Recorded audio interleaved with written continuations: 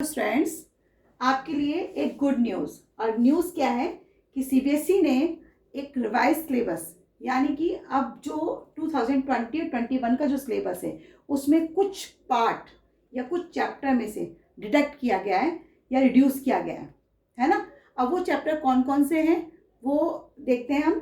Physics, chemistry, biology, तीनों ही section में कुछ चैप्टर्स को बिल्कुल कट कर दिया गया है, तो कुछ में से कुछ पार्ट, जैसे किसी में से 30%, किसी में से 50% पार्ट रिड्यूस किया गया है।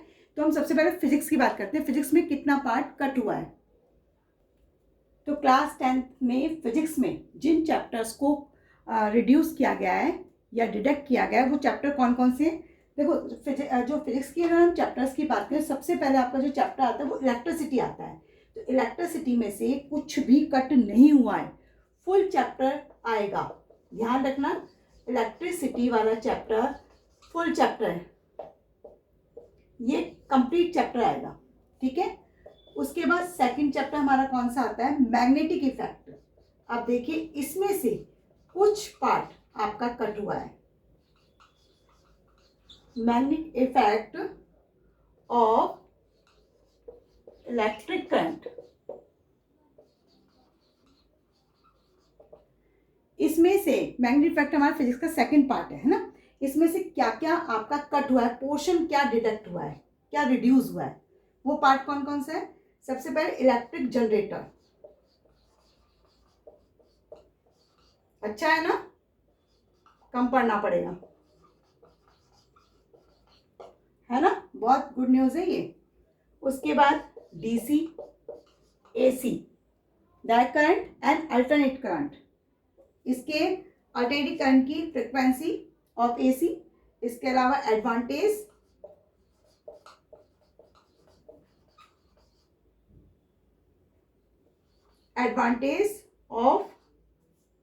Of AC. समझ आया इसमें से क्या क्या काटा गया मैग्नेटिक। देखो, इसमें जो magnetic effect of electric current वाला हमारा जो पार्ट है उसमें आगे का जितना पोर्शन है वो सब आएगा। ऐसा नहीं कि आप ये सोचिए कुछ नहीं आ रहा है।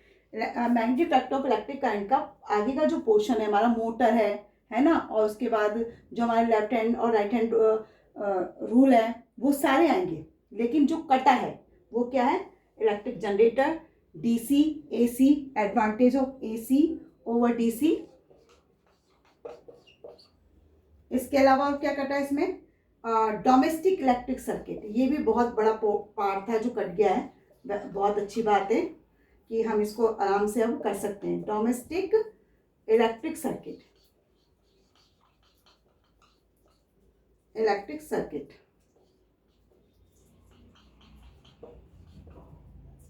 ये पार्ट आपका, ये सारे पार्ट किस में से कट गए, magnetic effect of electric current. समझ आया, ये आपका सेकंड पार्ट था फिजिक्स का। उसके बाद आपका थर्ड पार्ट कौन सा आता है, यानी थर्ड लेसन जो आता है वो कौन सा है आपका, लाइट वाला पार्ट जो है, या लाइट वाला जो चैप्टर है वो फुल चैप्टर आपके आएगा। यानी थर्ड जो है आपका लाइट, वो कंप्लीट चैप्टर है, फुल चैप्टर आएगा, उसमें से कुछ कट नहीं हुआ है। समझ रहे हो मेरी बात। उसके बाद फोर्थ चैप्टर जो आपका है वो है ह्यूमन आई, है ना, human I and the colourful world. अब देखो, ये पार्ट में से आपका यानी इस चैप्टर में से जो कट हुआ है, जो रिड्यूस हुआ है, वो पोर्शन कौन कौन सा है, ह्यूमन आई। ये पूरा इंपॉर्टेंट पार्ट था जो हमेशा एग्जाम में आया भी करता था, है ना, लेकिन अब कट हो गया है। इसकी जो फंक्शनिंग है वो सब कट हो गई है। इसके अलावा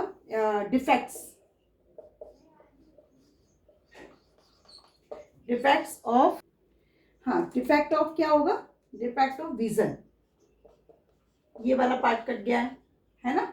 इस डिफेक्ट ऑफ विजन में से मायोपिया, हाइपरमेट्रोपिया, सब कट गए। पहले इसमें से बहुत सारे क्वेश्चंस आते थे, न्यूमेरिकल्स आते थे, लेकिन अब नहीं आता, है ना। इसके एंड देयर करेक्शन वो भी नहीं आएगा,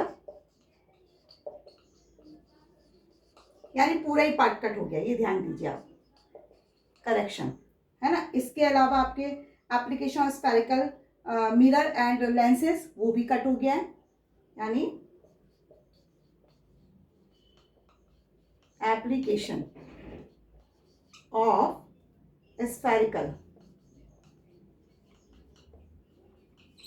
स्फेरिकल मिरर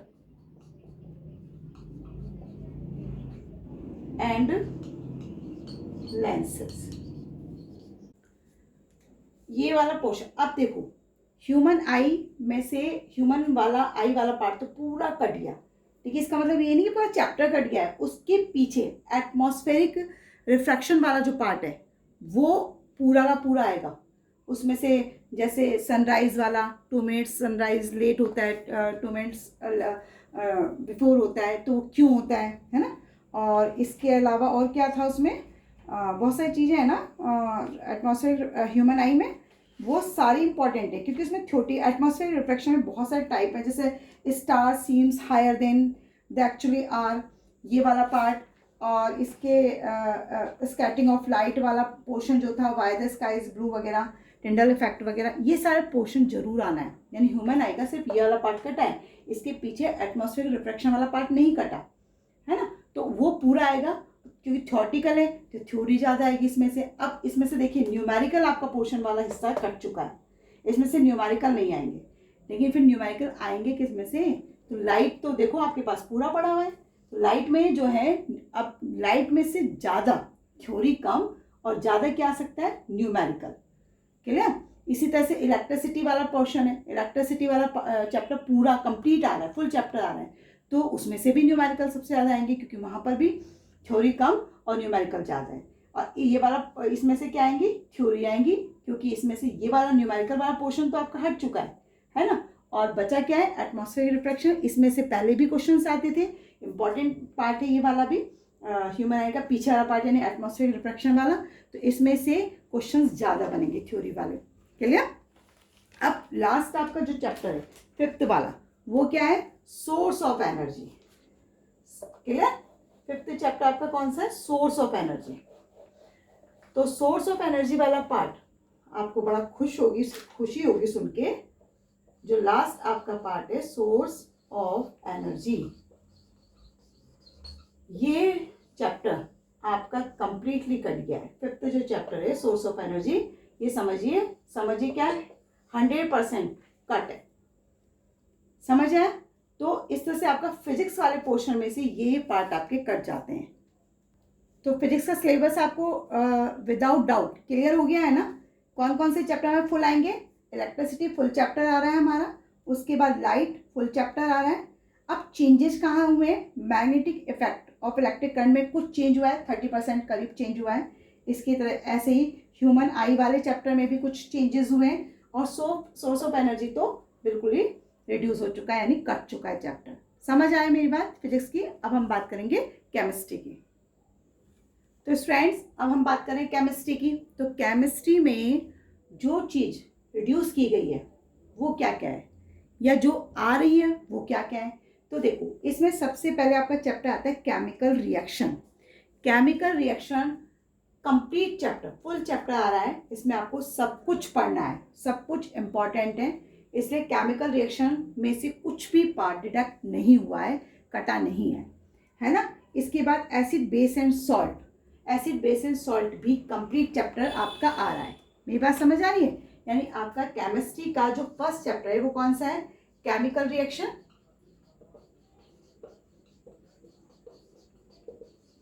ये कंप्लीट चैप्टर है, इसमें से कुछ भी रिड्यूस नहीं हुआ है।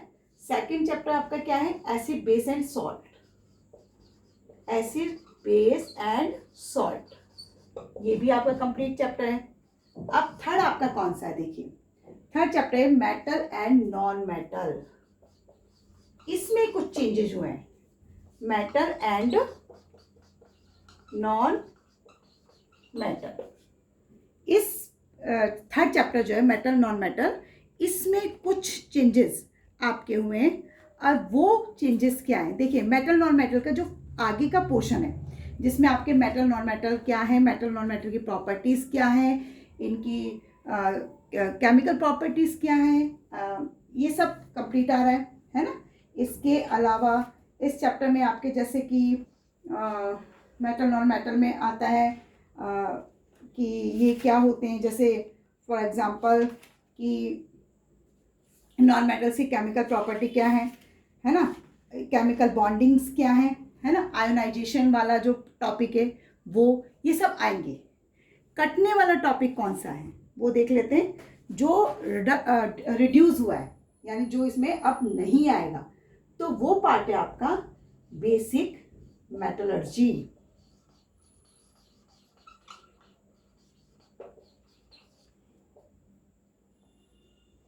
ये वाला पार्ट है metallurgy process.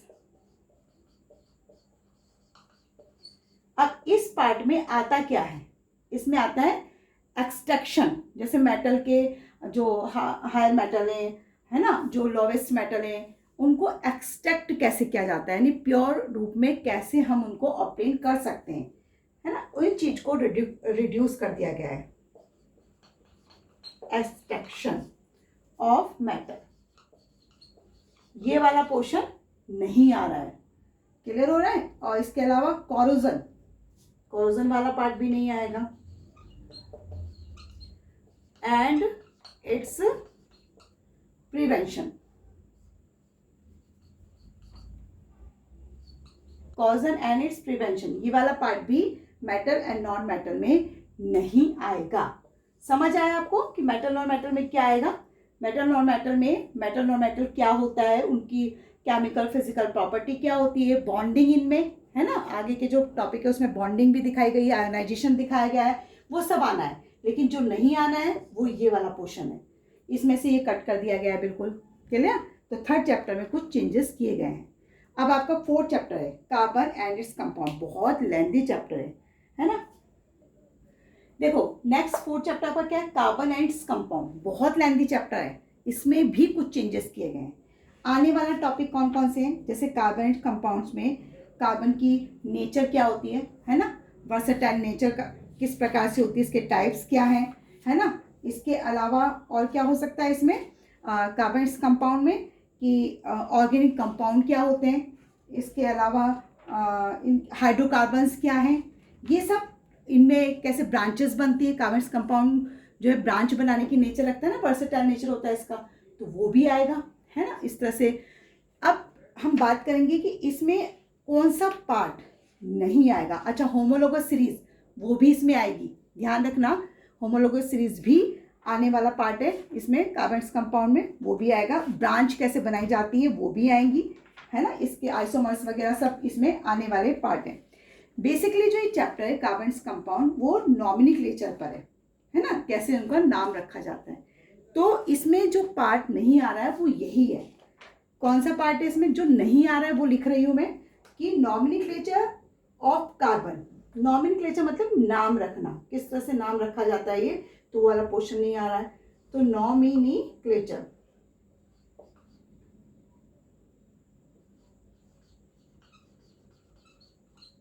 Nomenclature of carbon, carbon compound containing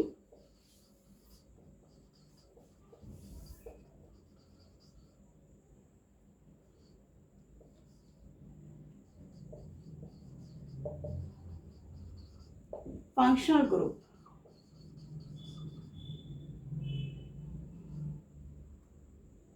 समझ आया।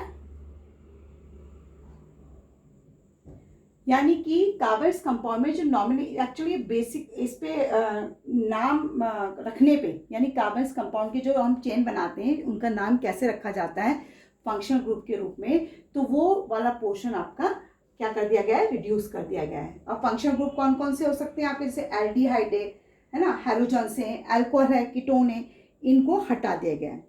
इसके अलावा जो सैचुरेटेड और अनसैचुरेटेड वाला पार्ट है वो भी हट चुका है,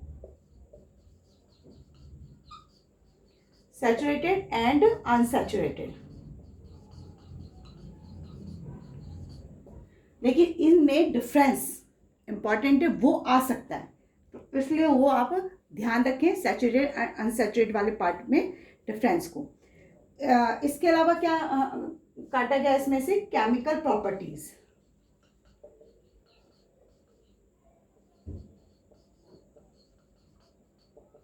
chemical properties of carbon compound.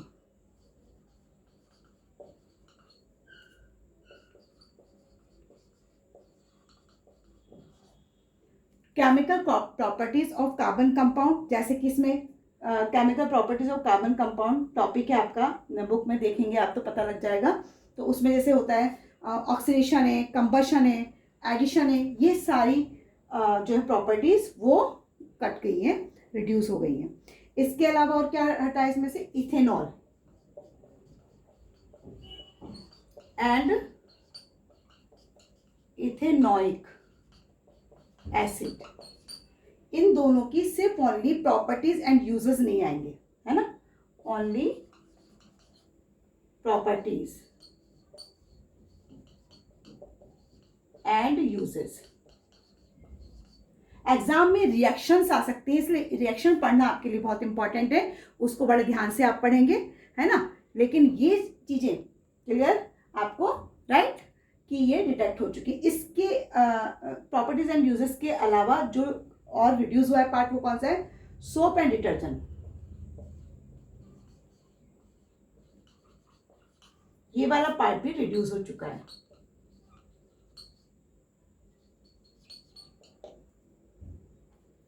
समझ आया कि कार्बोनेट्स कंपाउंड में से क्या कटा है, ये पूरा पोर्शन आपका यहां से रिड्यूस कर दिया गया है। इसके अलावा जो भी पार्ट कार्बोनेट्स कंपाउंड में है वो सारा आपको पढ़ना है, समझ रहे हो ना, उसकी पूरी रिएक्शंस क्या होती हैं कार्बोनेट्स कंपाउंड में, जो उससे पहले ब्रांचेस कैसे बनाई जाती हैं, ये सब आपको इसमें पढ़ना पड़ेगा, हाइड्रोकार्बन्स क्या होते हैं वगैरह वगैरह। अब फिफ्थ चैप्टर आपका जो आता है वो क्या है, पीरियोडिक टेबल्स। पीरियोडिक टेबल वाला जो पार्ट यानी चैप्टर है आपका, वो कंप्लीट चैप्टर है, फुल चैप्टर आएगा, उसमें से कुछ भी रिड्यूस नहीं किया गया है। तो जो पार्ट आपके यानी केमिस्ट्री में कटे हैं यानी जिनमें चेंजेस हुए हैं, वो कौन कौन से पार्ट, कौन कौन से चैप्टर हैं, सिर्फ ओनली 2 ही चैप्टर हैं। वो कौन कौन से हैं, पहला मेटल एंड नॉन मेटल और सेकेंड है कार्बन इट्स कंपाउंड। इन 2 चैप्टर में चेंजेस हुआ है, अब बाकी एज इट इज आपका फुल चैप्टर्स एग्जाम में आएंगे, आपको प्रॉपर रूप से पूरा पढ़ना है, क्लियर। अब नेक्स्ट आपका जो है बायोलॉजी वाला portion.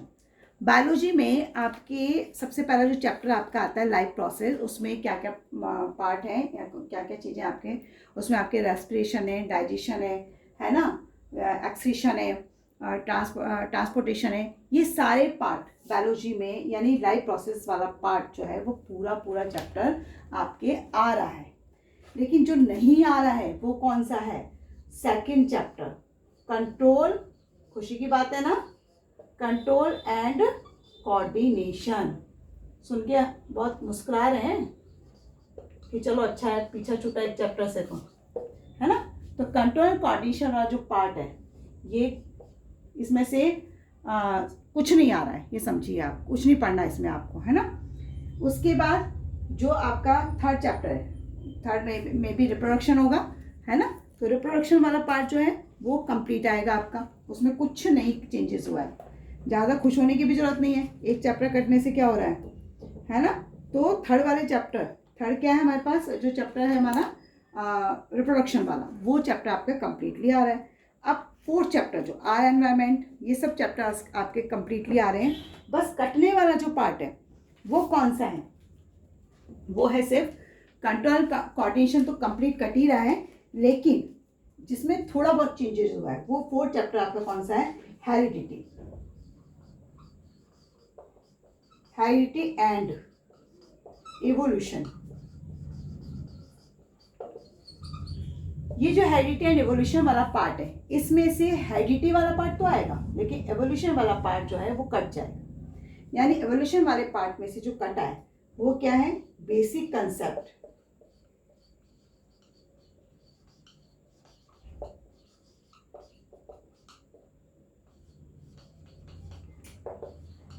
Basic concept of evolution, है ना, जिसमें जैसे इसमें क्या क्या कटा है, डार्विन थ्योरी है,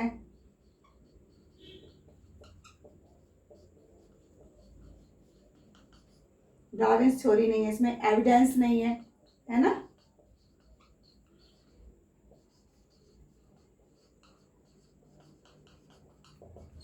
ये तो बेसिक कंसेप्ट वाला पार्ट बिल्कुल कट गया है। इससे पहले वाला, इससे पहले क्या क्या है, जैसे हेरिडिटी में क्या है, मेंडलिज्म है। हेरिडिटी में क्या है, मेंडलिज्म।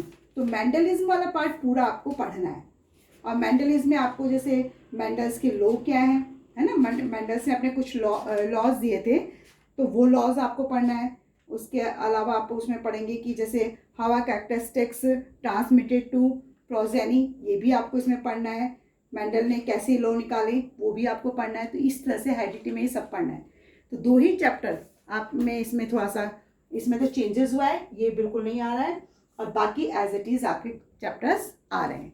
तो 10th क्लास के सिलेबस आपको समझ आ गया हो कि अब जो 2021 में आपका जो पेपर होंगे उनमें किस तरह से क्वेश्चंस आएंगे और क्या क्या आ सकता है, उसी की हिसाब से आपको पढ़ना है आगे। क्लियर?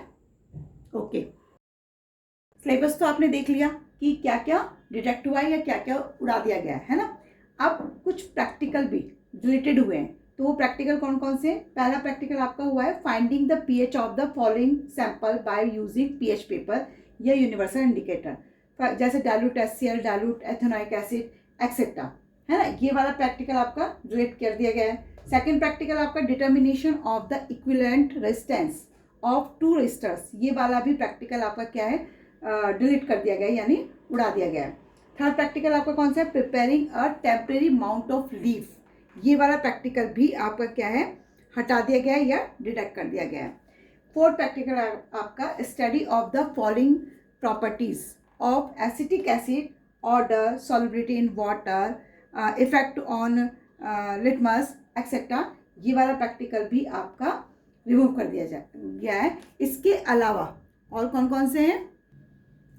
फिफ्थ आपका study of the comparative cleansing capacity of a sample of shop, ये वाला भी आपका रिमूव कर दिया गया है। इसके अलावा 6 में finding the image distance for varying object distance in case of a convex lens etcetera, ये भी आपका डिलीट हो गया है। इसके अलावा 7th वाला identification of the different parts of an embryo of a dicot seed, ये सारे 7 प्रैक्टिकल आपके डिलीट कर दिए गए। तो ये आपके लिए बहुत बड़ी गुड न्यूज़ है कि बहुत सारा सिलेबस यहाँ पर कम हुआ है। तो इसी के अकॉर्डिंग आपको स्टडी करनी है अपने, यानी बोर्ड के एग्जाम्स की तैयारी करनी है। चलिए।